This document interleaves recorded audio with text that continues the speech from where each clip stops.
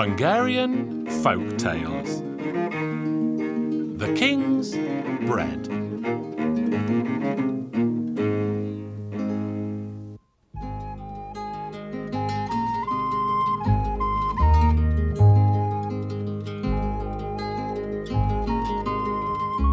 The king in this tale was tired of eating chicken and noodles and cake and milk and bread and other sweet treats every day, and so he issued an order that he should be served an extraordinary dish that he had never eaten before, but that it should be delicious.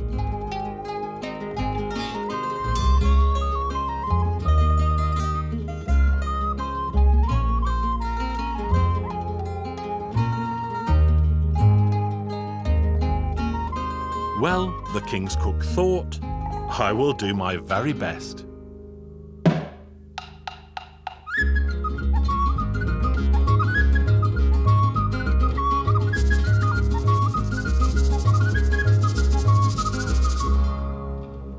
And the cook carried one spectacular dish after the last to the king's dining table. The cook tried all he could imagine: eggs with honey, pork with sugar, fish with cream, and walnuts baked in milk. But all to no avail, as the king was not impressed and pushed each away with a look of disgust. No sooner had the cook placed the 13th dish before the king when he roared, "Enough! If you fail to bring me a dish I have never tasted, I shall have your head cut off." So the poor cook returned to the kitchen feeling sad. He thought and thought, but he simply could not think of anything clever to cook for the king. He could almost feel the executioner's axe on the back of his neck. With no idea of what to cook, he took a loaf of bread and ran away from the royal palace.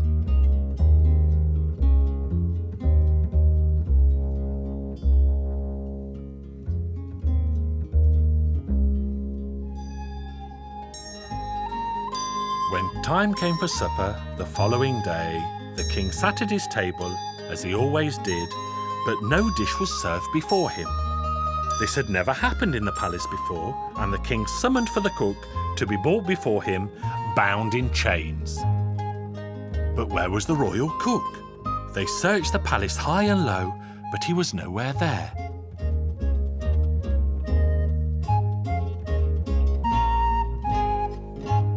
So then the king's carver said to the king, "Your Majesty, I have to tell you that the cook has run away." The king was furious. No supper, and now no cook. Was he the only man in the land to sit before a bare table when it was time to eat? So the king ordered his guards to saddle their horses, and he led them out of the palace on horseback, furious and famished. They set out after the cook, soon found his trail, and rode until they came to a great forest.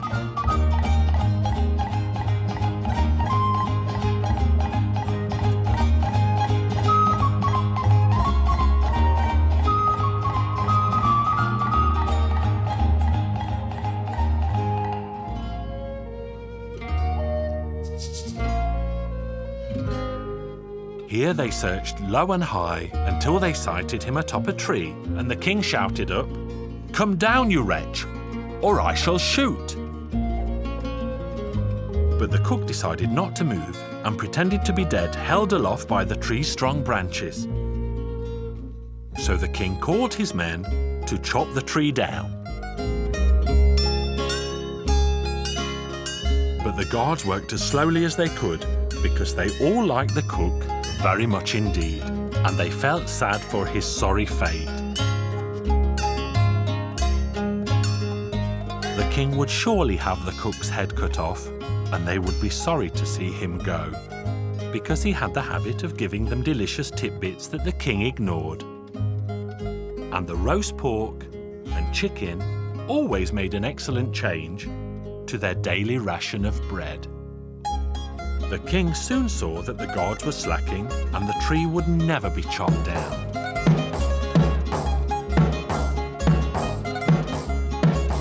Then the king's cook became so frightened by all the chopping that he dropped the loaf of bread he carried and it fell to the foot of the tree.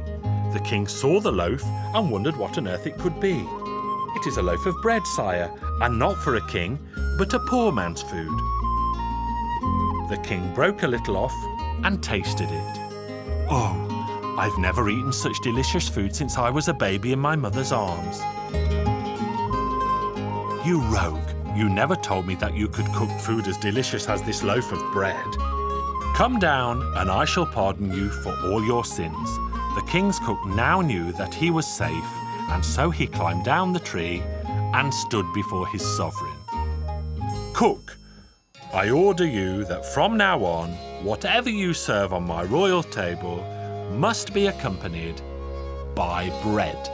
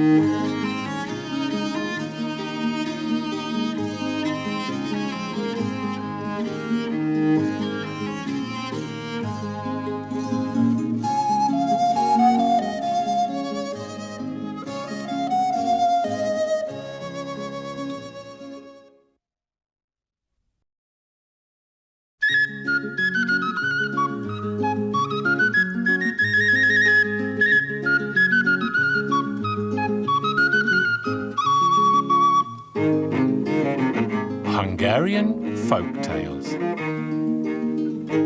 The bladder, the straw, and the hot coal.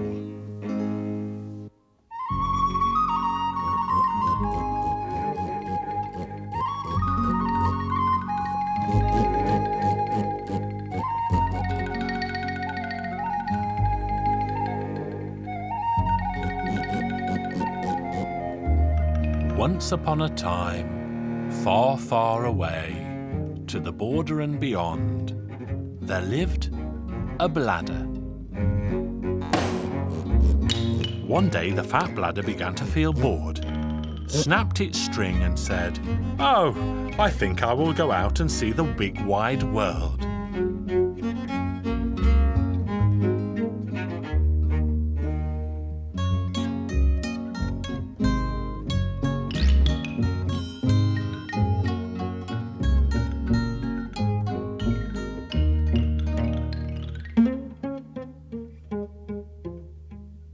So it rolled and it rolled down the road, and as it rolled, it met a straw. "Straw, where are you going?" "I'm going to hide. I fell out of the stove when the wife was lighting the fire, and I thought I'd run away." "Then let's go together." And the two of them walked and rolled, and as they did so, they met a hot coal. "Hot coal, where are you going?" "I'm going to hide. I fell out of the stove when the wife was poking the fire, and I thought I'd run away." "So let's go together." "Let's go." So the three friends rolled and walked and talked together.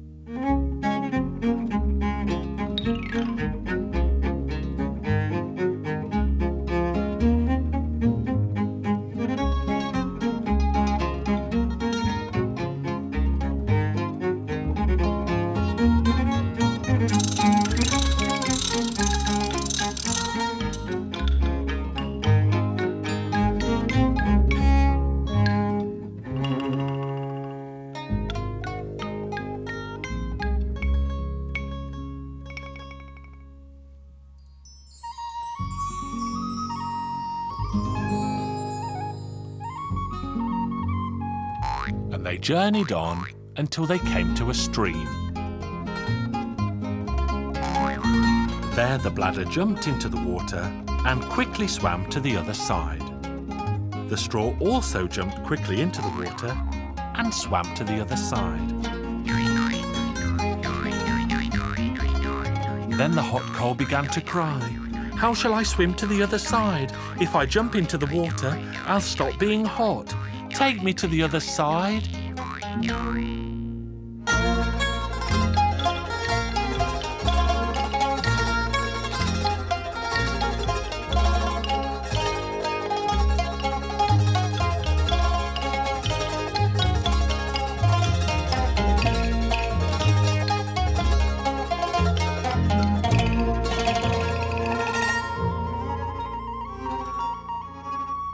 The fat bladder sat on the riverbank and laughed so much that it burst apart and killed all three.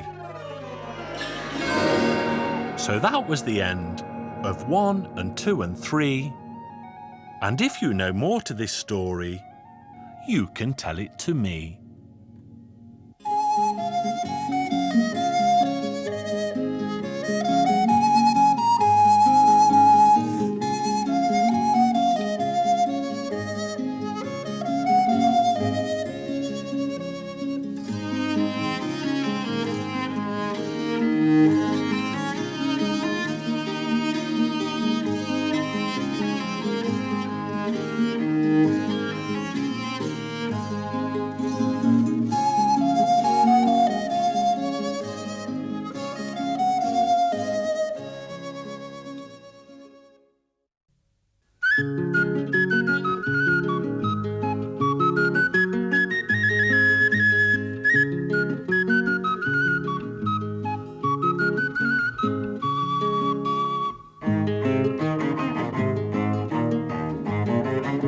Hungarian Folk Tales. Starving Matthias.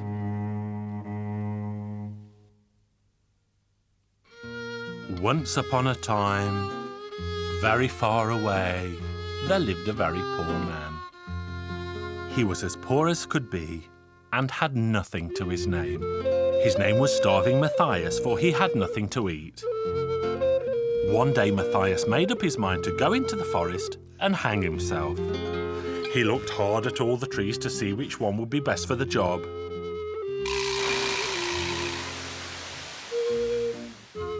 And as he was busy doing this, the devil appeared before him and asked, "What are you looking for, Matthias?" "I'm looking for incense to smoke you out of hell." This frightened the devil so much that he promised to give Matthias anything he wanted. "Then give me 200 pounds of gold." And so the devil gave him what he wanted. Matthias returned home very contented. The devil also went home and told the other devils what had happened. The other devils told him that 200 pounds of gold was far too much and thought how best to get it back. Then one of the devils had a very simple idea. "I shall simply go and ask him to give it back." So the devil went to him and said, 200 pounds of gold is really far too much, so I suggest the strongest between us should take it as a prize. I challenge you to a fight." "I won't fight you, devil. I'll simply throw you to the ground so that you'll never get up again. But my grandfather is 188 years old and lives deep in the forest. You should go and fight him instead." So the devil and Matthias went to the forest, where Matthias told the devil to enter a cave. So the devil went in, and what do you think he found? A bear. But the devil didn't know it was a bear. The bear was lying on the ground, and so the devil woke it up. The bear was far stronger, but the devil managed to slip from the bear's grip and hurry away home again. Then the devils gathered for a second time to discuss how best to get the 200 pounds of gold back from Starving Matthias. Next, the fastest devil went to see Matthias. "Matthias, the 200 pounds of gold is far too much, so let's see which one of us can run faster, and he shall have the gold. I won't compete against you, because if I start running, I'll be so fast that I'll knock down the walls of hell. But I have a son called John who will run fast against you. Come with me to the forest because that is where John takes his midday nap. Matthias knew exactly in which bush the rabbit hid. Wake up, John, wake up and take a race against the devil. The rabbit heard this, jumped to its feet and began to run as fast as the wind. The devil gave chase. But by the time the devil reached the forest, there was no sign of the rabbit. Who would have thought that your son could have run so fast? And with that, the devil walked back to hell. The devils gathered again to discuss the matter, and then the strongest of them said, "This time I shall go and bring back the gold." So he went to see Matthias and said to him, "£200 of gold is far too much. The one to win the gold will be the one of us who can carry the horse 6 times around the yard and rest no more than 3 times in total." This challenge worried poor Matthias because he knew the horse was far too heavy for him. Then he had a thought and said to the devil, "You do it first, and then I will follow you." So the devil lifted the horse and carried it around the yard 6 times, but by the time he was done, the devil was absolutely exhausted.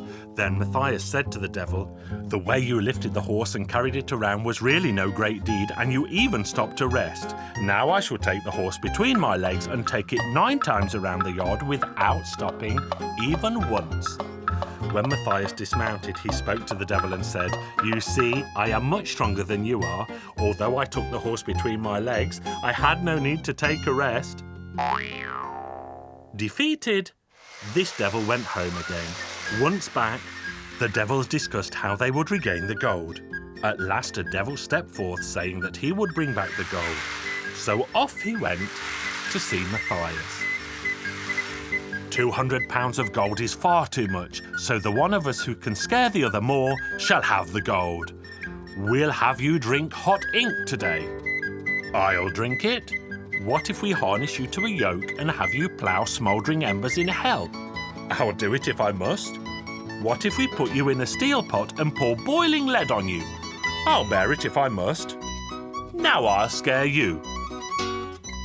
The devil realised that the man was much braver, and so he rushed back to hell and told the others, "Beware of starving Matthias. Let him have the £200 of gold rather than perish, because that Matthias is a bigger devil than all of us put together." But when he died, he was not let into heaven. Off you go to hell. That's where you belong. You were good friends with the devils down there.